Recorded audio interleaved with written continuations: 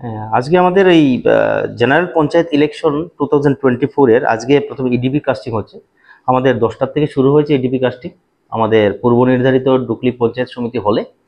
আমাদের total voter আছে 222 জন। আমাদের ফর্ম 16 ফিল আপ করেছে। তার মধ্যে আমাদের নিজের ব্লকেরও আছে, কিছু অন্য ব্লক থেকেও আমরা পেয়েছি।